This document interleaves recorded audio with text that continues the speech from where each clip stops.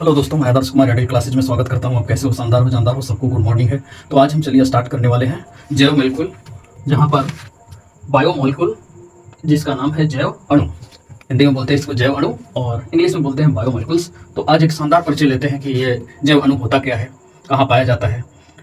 ये एग्जाम के लिए महत्वपूर्ण होते हुए भी हमारे दैनिक जीवन में भी काफ़ी इंपॉर्टेंट आएगा, तो इसलिए इस चैप्टर को स्किप ना करें और हमेशा बने रहें। तो चलिए स्टार्ट करते हैं आज बायोमोलिक्यूल्स, और स्टार्ट है, चैप्टर का नाम ही है जैव अणु। तो इसका मतलब जैव अणु का मतलब क्या होता है, ये पहले हम समझेंगे कि जैव अणु कहते किसको है। तो जितने भी आप जीवित जीव देखते हैं, जितने भी यहाँ पृथ्वी पर जीवित जीव हैं, उनमें जो पाए जाते हैं अणु, उसी को कहते हैं जैव अणु।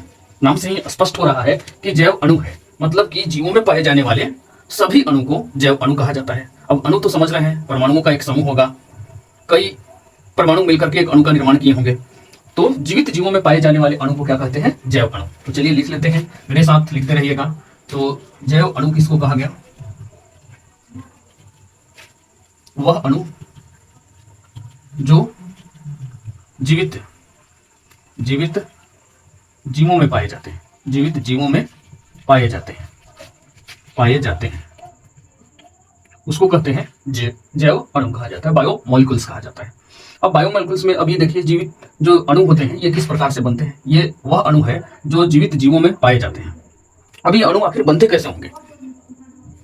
तो कई हम इसमें देखें कि कई तत्व मिलकर के, तत्वों को हम परमाणु भी कर सकते हैं, तो कई तत्व मिलकर के एक अणु का निर्माण किए होंगे। तो कई तत्व मिले होंगे तब जाकर के इस अणु का निर्माण हुआ होगा। तो ये पूरे जैव अणु को बनाने के लिए, तो जैव अणु का निर्माण कैसे होता है? जैव अणु का निर्माण जो है ऑक्सीजन से हुआ। ऑक्सीजन, कार्बन, हाइड्रोजन, नाइट्रोजन और भी अनेक तत्वों से मिलकर के ये जैव अणु का निर्माण हो जाता है। तो जैव अणु जब ये ऑक्सीजन, कार्बन, हाइड्रोजन, नाइट्रोजन से मिलकर के बनता है, तो जैव अणु भी दो प्रकार के होते हैं। जैव अणु कितने प्रकार के होते हैं? दो प्रकार के। तो जैव अणु जो है, जैव अणु के प्रकार,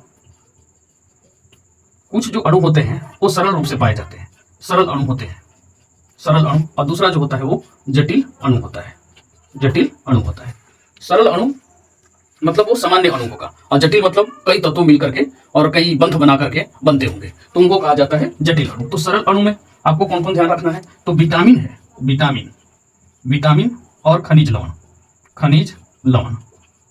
लवण, ये दो आपको जो होते हैं वो आपको सरल अणु में आते हैं। और जटिल अणु में कौन कौन आ जाते हैं? जटिल अणु में आपको कार्बोहाइड्रेट हो गया, कार्बोहाइड्रेट, इसके बाद आ गया प्रोटीन, आ गया न्यूक्लिक अम्ल, आ गया और इसके साथ क्या आ जाता है? इसके साथ न्यूक्लिक अम्ल आ जाता है। इसके बाद लिपिड भी आ जाता है, लिपिड। तो ये सब जो सारे होते हैं वो जटिल अणु में काउंट किए जाते हैं। और विटामिन और खनिज लवण जो होते हैं ये आपको सरल अणु है।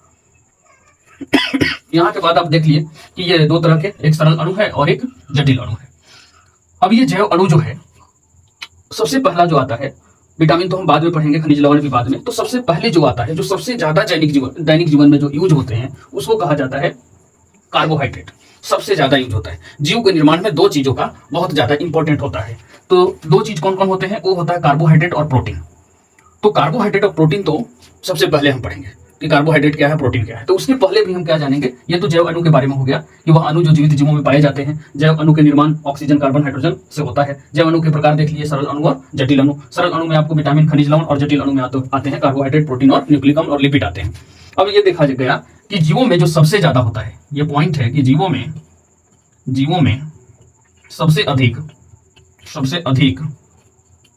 सबसे अधिक पाए जाने वाला जैव अणु क्या होता है? कार्बोहाइड्रेट और प्रोटीन होते हैं। तो अब इन जीवों में सबसे अधिक जो है ये कार्बोहाइड्रेट और प्रोटीन पाया गया। तो हम सबसे पहले अब ये भी देख लेंगे कि आखिर ये जैव अणु किसके अंतर्गत हम पढ़ेंगे। ये तो केमिस्ट्री का चैप्टर है, तो केमिस्ट्री में जैव अणु जो है इसको हम बायोकेमिस्ट्री के नाम से जानते हैं। तो जो जीवित तंत्रों के लिए, जो भी जीवित तंत्रों के लिए आवश्यक चीजें होती हैं उसके बारे में जहां हम अध्ययन करते हैं उनको कहा जाता है बायोकेमिस्ट्री। तो जैव अणु का अध्ययन हम कहाँ करते हैं? बायोकेमिस्ट्री में। तो हम ये जान लेते हैं कि बायोकेमिस्ट्री होता क्या है, जैव रसायन होता क्या है। जैव रसायन, जैव रसायन मतलब बायोकेमिस्ट्री, बायोकेमिस्ट्री, बायोकेमिस्ट्री। तो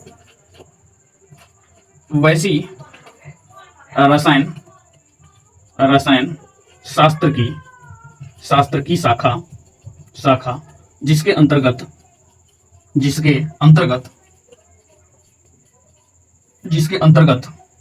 जैव अणुओं का अध्ययन किया जाता है, जैव अणुओं का अध्ययन किया जाता है, अध्ययन किया जाता है। जहां हम जैव अणुओं का अध्ययन करेंगे उसे हम क्या कहेंगे? जैव रसायन कहेंगे। और जैव अणु किसको कहा गया? जो जीवित जीवों में जो अणु पाया जाता है उसको कहा जाता है जैव अणु। और जैव अणु को जिस रसायन शास्त्र के अंतर्गत, जिस शाखा के अंतर्गत हम पढ़ते हैं उसको कहते हैं जैव रसायन अर्थात बायोकेमिस्ट्री। तो बायोकेमिस्ट्री ये तो बात हो गया। अब बायोकेमिस्ट्री में सबसे ज्यादा यूज कार्बोहाइड्रेट और प्रोटीन का होगा।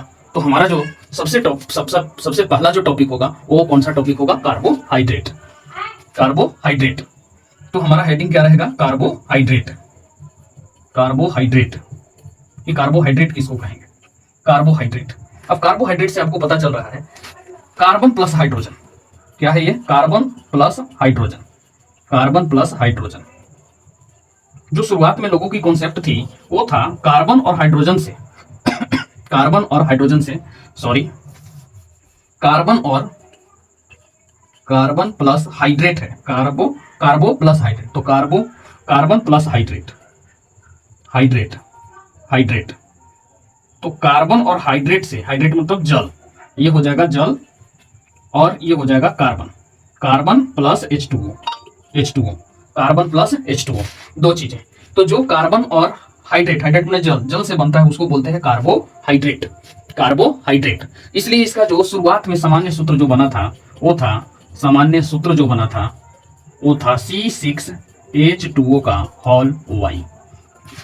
मतलब जिसमें कार्बन और जल हो तो उसको कहते हैं कार्बोहाइड्रेट बोलते हैं। पर ये सभी जगह लागू नहीं होता, इस सूत्र पर सारे कार्बोहाइड्रेट नहीं बैठ पाते हैं। जैसे कुछ चीजें तो हैं जो कि इन सूत्रों पर सटीक हो जाता है, लेकिन सभी कार्बोहाइड्रेट इस सूत्र को फॉलो नहीं करते हैं। जैसे हम एग्जांपल दिखाते हैं आपको कि कैसे लिया जाता है। तो यहां से आप देखिए, ये पूरा कर लीजिएगा, लिख लीजिए 1 2 3।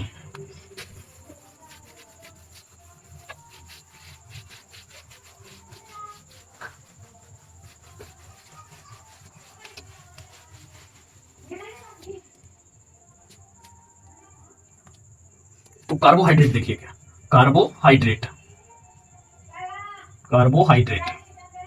कार्बोहाइड्रेट मतलब कार्बन प्लस जल।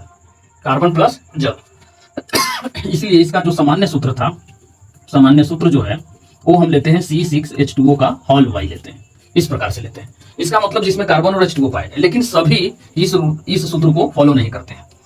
सभी कार्बोहाइड्रेट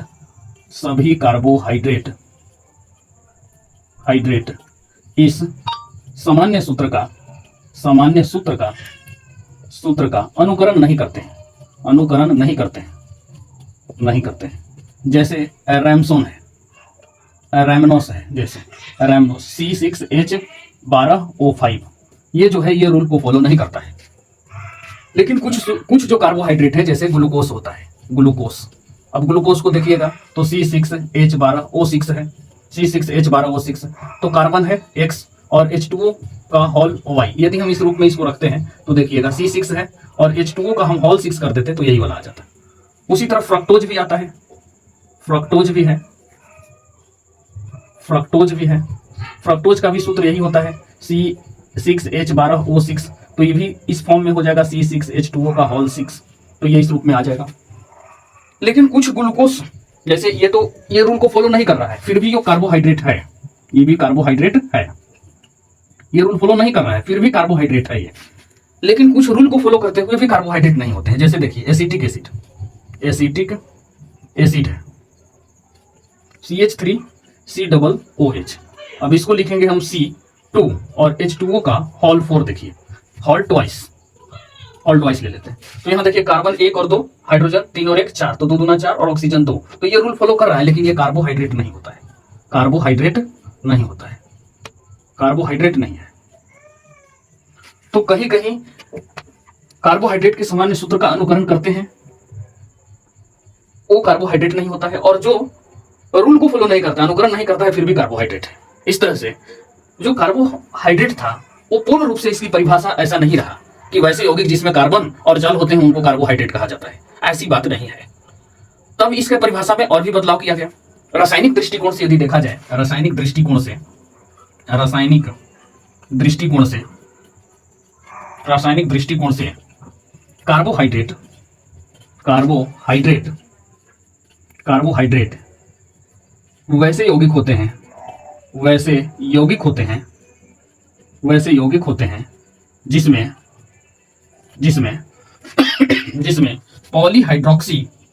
पॉलीहाइड्रोक्सी कीटोन एवं एल्डिहाइड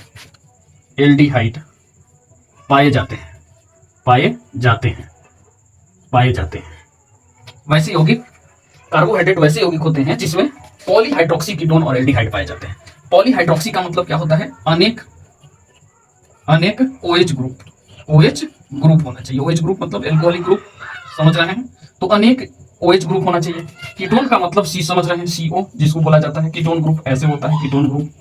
फिर एल्डिहाइड पाया जाता है मतलब CHO, मतलब इस तरह से H और ये इधर R और ये R डैश भी हो सकता है, या सेम भी ग्रुप जोड़ सकते हैं। तो रासायनिक दृष्टिकोण से कार्बोहाइड्रेट वैसे यौगिक होते हैं जिसमें पॉलीहाइड्रोक्सी कीटोन एवं एल्डिहाइड होते हैं। मतलब कीटोन और एल्डिहाइड किस ग्रुप के साथ होनी चाहिए? OH ग्रुप के साथ होनी चाहिए, तो उसको बोलते हैं कार्बोहाइड्रेट। अब कार्बोहाइड्रेट को कितने नामों से हम जान जाते हैं? तो कार्बोहाइड्रेट के अनेकों नाम हैं। कार्बोहाइड्रेट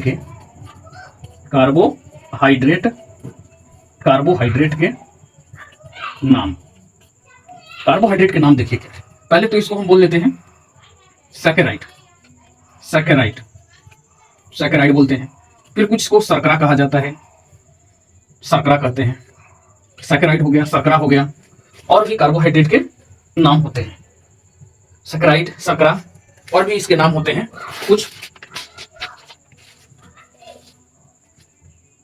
सुक्रोस भी इनको कहा जाता है, सुक्रोस भी कहते हैं, सुक्रोस भी बोलते हैं इनको। अब ये नाम देखिए कैसे कैसे आया, किस प्रकार से आया, ये देखिए किस प्रकार से ऐसे नाम दिया गया। तो सैकराइड, पहले देखिए शर्करा, जो कुछ कार्बोहाइड्रेट जो थे वो स्वाद में मीठे थे, कुछ जो शर्करा थे वो स्वाद में मीठे होते हैं, इसलिए कार्बोहाइड्रेट को शर्करा के नाम से भी जाना गया।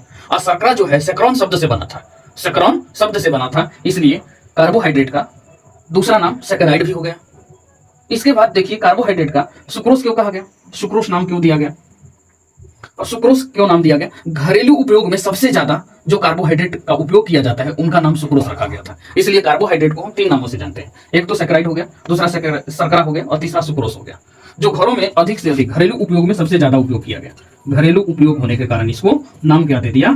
सुक्रोस नाम दे दिया। और जो कार्बोहाइड्रेट स्वाद में मीठा उसको नाम रख दिया शर्करा, तो शर्करा भी नाम पड़ गया। और ये सैकरॉन शब्द से आया था, और सैकरॉन का मतलब ही होता है शर्करा, इसलिए इसका नाम सैकराइड भी पड़ा। तो कार्बोहाइड्रेट को हम मेनली 3 नाम से, सैकराइड, शर्करा, सुक्रोस, ये तीनों कार्बोहाइड्रेट के ही नाम है। ऐसा नहीं है कि ये तीनों अलग अलग चीज हैं, तीनों सेम नाम है। अब हम ये देखते हैं कि कार्बोहाइड्रेट का वर्गीकरण किस प्रकार से किया गया। 1 2 3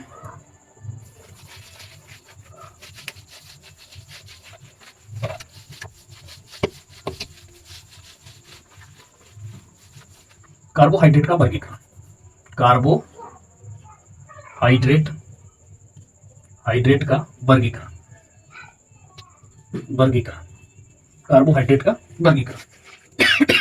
कार्बोहाइड्रेट का वर्गीकरण देखिए, बहुत सिंपल तरीके से समझाने की कोशिश करेंगे। कार्बोहाइड्रेट को 3 वर्गों में सबसे पहले बांटा गया। 3 वर्गों में सबसे पहले 3 वर्ग में बांटा गया।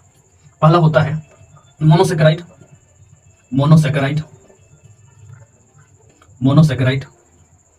अब मोनोसैकेराइड के नाम से ही पता चल रहा होगा मोनोसैकेराइड नाम क्यों पड़ा।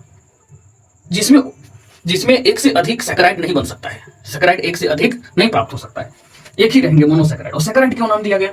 क्योंकि जो शर्करा बना था वो सैकरॉन शब्द से बना था। इसलिए कार्बोहाइड्रेट के जब वर्गीकरण करते हैं तो मोनो कार्बोहाइड्रेट नाम नहीं रखा, मोनोसैकेराइड नाम रखा। इस चीज को एकदम दिमाग में सेट कीजिए कि सैकेराइड क्यों नाम रखा। इसके बाद इसको ओलिगोसैकेराइड में बांटा, ओलिगोसैकेराइड, सैकेराइड। इसके बाद होता है पॉलीसैकेराइड, पॉलीसैकेराइड, पॉलीसैकेराइड में बांट दिया।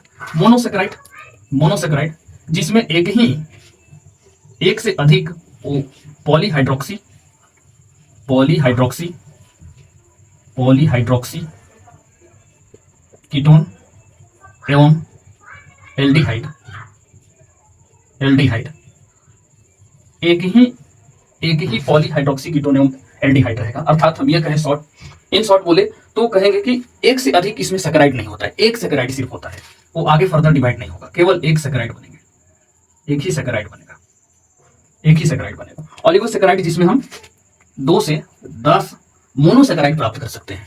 कितने? 2 से 10 मोनोसैकेराइड हम प्राप्त कर सकते हैं, इसको कहेंगे ओलिगोसैकेराइड, इसको मोनोसैकेराइड। 2 से 10 यदि होगा तो उसको बोलेंगे ओलिगोसैकेराइड। और 10 से अधिक, जब 10 से अधिक मोनोसैकेराइड मिलेंगे, मोनोसैकेराइड मिलेंगे तो उनको कहा जाएगा पॉलीसैकेराइड बोलेंगे। पॉली का मतलब ही होता है अनेक। अब अनेक में ऐसा नहीं कि एक से अधिक सब पॉलीसैकेराइड हो जाएगा। 2 से 10 आपको मोनोसैकेराइड मिलेगा तो उसको ओलिगोसैकेराइड कहेंगे, और जिसमें 10 से अधिक आ जाएंगे मोनोसैकेराइड तो उसको कहेंगे पॉलीसैकेराइड। और जिसमें 1 से अधिक मोनोसैकेराइड नहीं जहां प्राप्त होते हैं तो उनको कहा जाता है मोनोसैकेराइड्स। तो मोनोसैकेराइड्स, ओलिगोसैकेराइड्स और पॉलीसैकेराइड्स। अब मोनोसैकेराइड्स जो है क्रियात्मक समूहों के आधार पर इनको 2 भाग में बांट दिया, इनको 2 भाग में बांटा। अब 2 भाग में बांटा तो इनकी कार्बन की संख्या पर भी नाम रखा, तो इनका प्रकार हो जाता है 2। एक को तो कीटोस बोलते हैं, एक तो कीटोस बोला जाता है जिसमें कीटोन समूह पाया जाता है, एक को एल्डोस बोलते हैं, एल्डोस, एक को एल्डोस बोला जाता है, एक को कीटोस बोलते हैं। जिसमें कीटोन समूह होता है, जिसमें कीटोन समूह रहता है उसको कहा गया कीटोस, और जिसमें एल्डिहाइड समूह रहते हैं तो उनको कहा गया एल्डोस। अब इनके कार्बन की संख्या यदि 3 हो जाता है, 3 से स्टार्ट होता है, 3 4 5 6 7 8 9, इस तरह से नाम देते हैं। तो कीटोन वाला का नाम जो होता है वो हो जाता है ट्रायोस, ट्रायोस नाम देते हैं, ट्रायोस। तो ट्रायोस ये कार्बन की संख्या है, ये कार्बन की संख्या है, ये कार्बन की संख्या है, सी की संख्या, सी की संख्या है। नाम ट्रायोस पड़ा, इनके आधार पर नाम ट्रायोस देते हैं, टेट्रायोस देते हैं, टेट्रोस जिसको बोलेंगे टेट्रोस, फिर इसको पेंटोस, पेंटोस, फिर हेक्सोज, हेक्सोज, हेप्टोस, हेप्टोस, फिर ऑक्टोस, ऑक्टोस, फिर नोनोस, नोनोस, इस तरह से नाम रखा। अब यदि इनका नाम देखा जाए तो नाम कैसे रखा? कीटोन जिसमें पाया तो बस इसमें लगा दिया कीटो ट्रायोस, कीटो ट्रायोस, और जिसमें एल्डिहाइड पाया गया तो उसको बोला एल्डोस ट्रायोस, कीटोस ट्रायोस, तो उसी तरह एल्डोस ट्रायोस नाम दे दिया। ठीक है, तो एक जगह कीटोस जोड़ रहा है, एक जगह एल्डोस जोड़ रहा है। यदि कार्बन की संख्या 4 रहेगा तो हम यहां नाम दे देते कीटो, यदि कीटोन समूह वाला रहता तो कीटोस टेट्रायोस, टेट्रोस, इस तरह से, और एल्डोस टेट्रायोस, टेट्रायोस, इस तरह से नाम देंगे। तो इस तरह से आपको समझ में आ गया होगा कि किस तरह से नाम दिया जा रहा है। पहले कार्बन की संख्या 3 4 5 6 7 8 9 इस तरह से बांट दिया जाएगा। तो मोनोसैकेराइड को triose, tetrose, pentose, hexose, septose, octose और नोनोस रखा। अब कीटोन समूह का यदि नाम देना है तो ये दे देंगे, और एल्डोस का नाम देना है तो इस तरह से दे देंगे। जोड़ देना है सिर्फ कीटोस और एल्डोस, इस तरह से नाम आ जाएगा। ओलिगोसैकेराइड्स के बंटवारा देखते हैं। ये तो पॉलीसैकेराइड्स हो गया जिसमें हम एक पॉलीहाइड्रोक्सी और कीटोन एल्डिहाइड प्राप्त करेंगे, अर्थात उसको हम कह सकते हैं कि एक जहां सैकेराइड मिलेगा उसको हम कहेंगे आपको ये मोनोसैकेराइड्स है। ओलिगोसैकेराइड जहां 2 से 10, अब 2 से 10 वाले को ऐसे बांट दिया। जब 2 मिलेगा, जब इसकी बंटवारा देखा गया तो इसको बांट दिया, 2 वाला को डाइसैकेराइड नाम दिया, डाइसैकेराइड। सैकेराइड क्यों समझ रहे होंगे, सैकेराइड, और इसको ट्राइसैकेराइड, ट्राइसैकेराइड, और तीसरा को टेट्रासैकेराइड, टेट्रासैकेराइड, इस तरह से ऐसे बांट दिया, डॉट डॉट डॉट, पेंटासैकेराइड, हेक्सासैकेराइड, इस तरह से बंटवारा कर दिया गया। अब इसमें सबसे ज्यादा इंपॉर्टेंट आपको क्या है, अब इसकी कोई बंटवारा नहीं होगा। मोनोसैकेराइड के इस तरह से बंटवारा कर दिया जाता है कीटोस और एल्डोस में, और उनके नाम कार्बन की संख्या के आधार पर कर दिया, कीटो ट्रायोस, कीटो टेट्रोस, एल्डोस ट्रायोस, इस तरह से नाम दे दिया। और पॉलीसैकेराइड्स के कोई बंटवारा नहीं किया गया। अब इसमें सबसे इंपॉर्टेंट क्या बात है, इसकी एग्जाम्पल याद रखना है कि कौन मोनोसेक्राइड्स में आते हैं और कौन ओलिगोसेक्राइड्स में आते हैं और कौन पॉलीसेक्राइड्स में आते हैं। तो पॉलीसेक्राइड्स में आपको 3 नाम याद रखना है, इसका एग्जाम्पल, फिर इसका एग्जाम्पल आपको याद रखना है, और फिर आपको यहाँ भी एग्जाम्पल याद रखना है। मोनोसेक्राइड्स में भी एग्जाम्पल याद रखना है कि कौन कौन होते हैं। तो मोनोसेक्राइड्स में देखिए एग्जाम्पल, पहले होता है ग्लूकोज, ग्लूकोज, फिर होता है फ्रक्टोज, फ्रक्टोज, और एक होता है राइबोस, राइबोस। याद रखने के लिए राइबोस जो है ग्लूकोज और फ्रक्टोज का है राइबोस, तो ग्लूकोज और फ्रक्टोज दोनों के बोस हैं राइबोस। तो ये 3 नाम याद रखिएगा। ओलिगोसेक्राइड्स में आपको नाम याद रखना है, एक को माल्टोस, माल्टोस, और एक सुक्रोस, सुक्रोस। ध्यान रखिएगा इस बात को कि माल्टोस से 2 चीजें होती हैं। माल्टोस से सिर्फ ग्लूकोज के 2 अणु प्राप्त होते हैं, ग्लूकोज के 2 अणु प्राप्त होते हैं, ग्लूकोज के 2 अणु प्राप्त होते हैं, केवल ग्लूकोज के 2 अणु, ग्लूकोज के 2 अणु सिर्फ मिलते हैं। और सुक्रोज के ग्लूकोज और फ्रक्टोज भी मिलते हैं, फ्रक्टोज, ग्लूकोज और फ्रक्टोज मिलते हैं। तो एक माल्टोस हो गया, एक सुक्रोस हो गया। तो माल्टोस को यदि हम जलीय अपघटन करेंगे तो उनका ग्लूकोज के 2 अणु प्राप्त होगा, और सुक्रोस के ग्लूकोज और फ्रक्टोज में होता है। अब पॉलीसेक्राइड्स में आपका नाम याद रखना है cellulose, cellulose, cellulose, glycogen, glycogen, glycogen, ठीक है, ग्लाइकोजन। और एक नाम याद रखना है स्टार्च, एक नाम याद रखना है आपको स्टार्च। तो 3 होते हैं सेलुलोज, ग्लाइकोजन और स्टार्च, ये होते हैं पॉलीसेक्राइड्स में, जिनको हम जलीय अपघटन करेंगे तो 10 से अधिक मोनोसेक्राइड्स मिलेंगे। तो ये आपको कार्बोहाइड्रेट के वर्गीकरण हो गया। अब इसके बाद जो है एक और मुख्य बात याद रखिए कि मोनोसेक्राइड्स और ओलिगोसेक्राइड्स जो होते हैं, ये दोनों जो आते हैं वो एक शर्करा के अंतर्गत आते हैं। पॉलीसेक्राइड्स जो होता है वो अशर्करा में आता है। तो पॉलीसेक्राइड्स को हम अशर्करा भी बोलते हैं, अशर्करा, जो स्वाद में मीठा नहीं होगा उसको बोलेंगे अशर्करा बोलते हैं। और ये जो है ये सब शर्करा में आते हैं, ये शर्करा होता है, मीठा होता है, ये भी मीठा होता है, शर्करा में आता है, शर्करा में आता है। और कार्बोहाइड्रेट के वर्गीकरण जो होता है वो 2 भाग में हम बांट देते हैं पुनः। तो कार्बोहाइड्रेट के एक और प्रकार हो जाता है कार्बोहाइड्रेट, कार्बोहाइड्रेट के एक और प्रकार हो जाते हैं कौन कौन, अपचायी, अपचायी, एक होता है अनपचायी, अनपचायी शर्करा, और एक होता है पचायी शर्करा, ठीक है। तो ये अपचायी शर्करा मतलब कि फेलिंग विलयन में या टॉलेंस अभिकर्मक में जो अपचयित हो जाते हैं उनको कहते हैं अपचायी शर्करा। जो टॉलेंस अभिकर्मक और सिर्फ अभिकर्मक में अपचयित नहीं होते हैं तो उनको कहा जाता है अनअपचायी शर्करा। 2 चीजें और भी याद रखिएगा, और ये याद रखिएगा कि पॉलीसेक्राइड्स अशर्करा में आता है।